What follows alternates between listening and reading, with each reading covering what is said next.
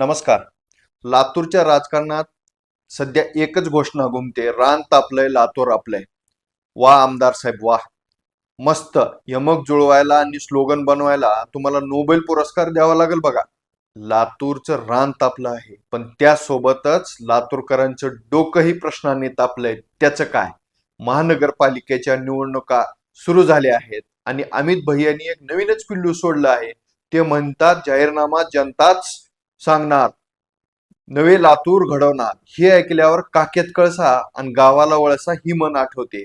अहो, गेली 15-20 वर्ष सत्तेच्या चाव्या तुमच्या खिशात आहेत, तरी लातूरला काय हवं आहे हे तुम्हाला अजूनही समजलं नाही. समजलं नसेल तर मग इतके वर्ष सत्तेच्या खुर्चीवर बसून तुम्ही नक्की काय केलं? आज जनतेला जाहीरनामा विचारताय, हे तुमच्या राजकीय चातुर्याचं लक्षण आहे की तुमच्याकडे आता सांगण्यासारखं काहीच उरलं नाही?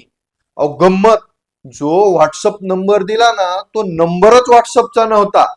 म्हणून हे आयत्या बिळावर नागोबा होण्याचं धोरण आहे.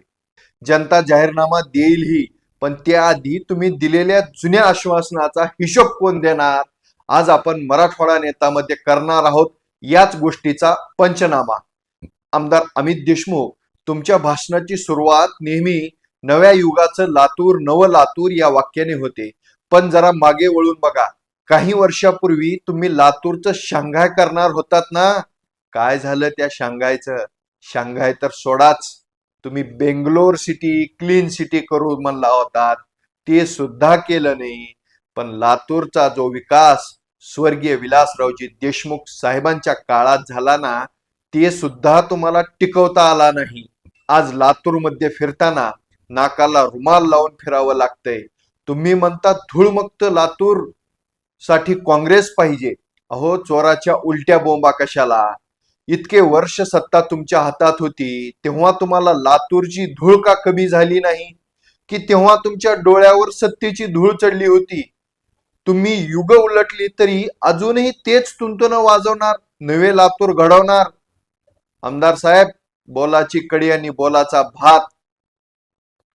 लातूरकरांना आता समजले की तुमच्या या घोषणा म्हणजे गाजराची पुंगी. वाजली तर वाजली, नाहीतर मोडून खाल्ली. तुम्ही आणखीन एक मुद्दा मांडलाय, जनतेच्या कराच्या पैशाची लूट थांबवण्यासाठी काँग्रेस हवंय. हे वाक्य वाचून हसावं की रडावं हेच कळत नाही. आमदार साहेब, मुळात लातूर नगर परिषदेची महानगरपालिका करायची घाई कोणी केली? आठवतंय ना? गरज नसताना लातूरकरांच्या माथी महानगरपालिका कोणी मारली? तुम्हीच ना. महानगरपालिका झाल्यामुळे लातूरकरांच्या खिशाला अतिरिक्त कराची कात्री लागली, घरपट्टी वाढली, पाणीपट्टी वाढली. पण बदल्यात काय मिळालं? तेच रस्ते, तसंच पाणी पुरवठा, तसंच विकासाचा नव्याने बोंबाबोंब बोंबाबोंब. आता तुम्हीच कराच्या तुमच्या लुटीच्या गप्पा मारताय. हे म्हणजे स्वतःच आग लावायची आणि स्वतःच बंब बोलवल्याचा आणायचा असा प्रकार झालाय. जनतेचा खिसा कापून तुम्ही तिजोरी भरली आणि आता लूट थांबवण्याच्या गप्पा मारताय. जनता दूध खोळी नाहीये आमदार साहेब. आता येऊया लातूरच्या हृदयाकडे, गंजगोलाईच्या अतिक्रमणाकडे. तुम्ही म्हणताय ट्रॅफिक समस्या सोडवण्यासाठी काँग्रेस पाहिजे. आठवतंय? गोलाईतलं साधं पायी चालायला म्हटलं तर जीव मुठीत धरून चालावं लागतंय. तिथे अतिक्रमण झालंय, रस्ते हे गिळंकृत केले आहेत. ते कुणाच्या आशीर्वादाने? अतिक्रमण करणाऱ्यावर कारवाई करायची वेळ येते तेव्हा तुमचे हात का थरथतात? कारवाई केली तर वोट बँक नाराज होईल ही भीती तुम्हाला सतावते का?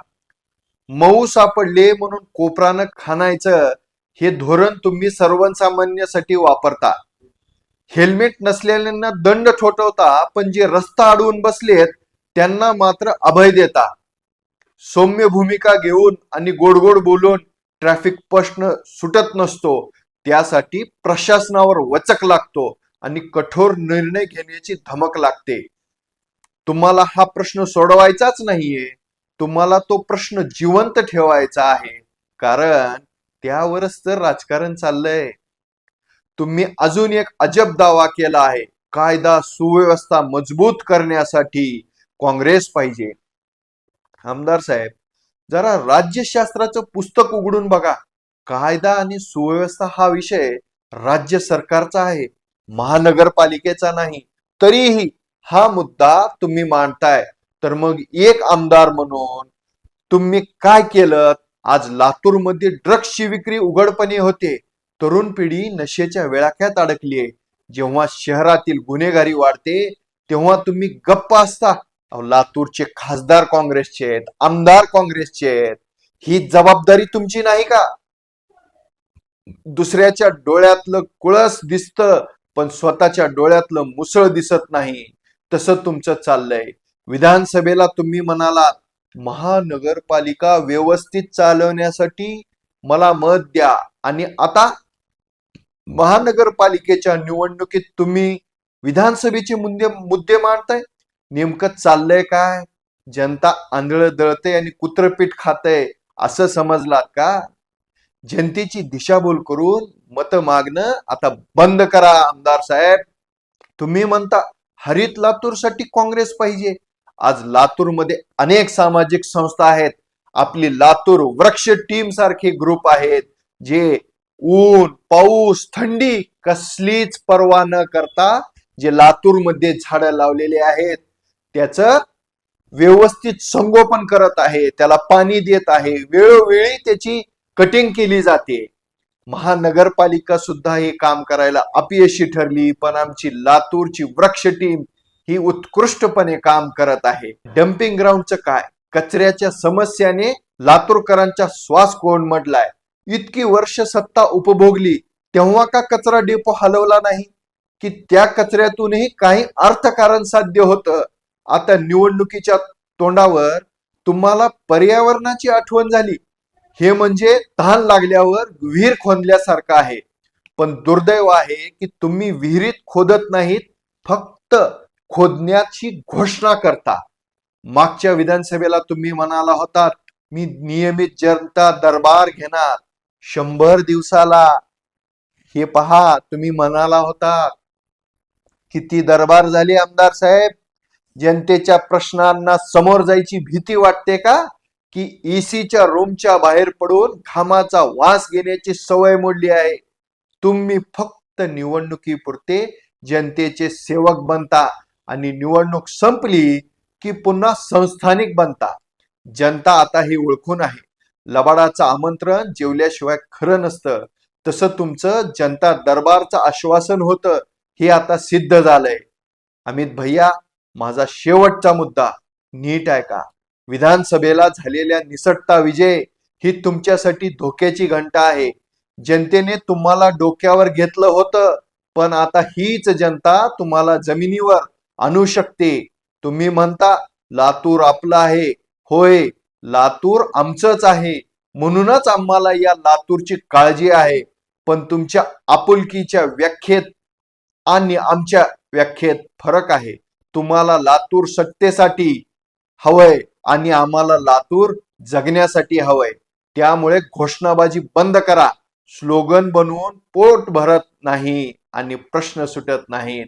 आता जनतेला जाहीरनामा विचारू नका, तर जनतेने विचारलेल्या प्रश्नाची उत्तरे द्या.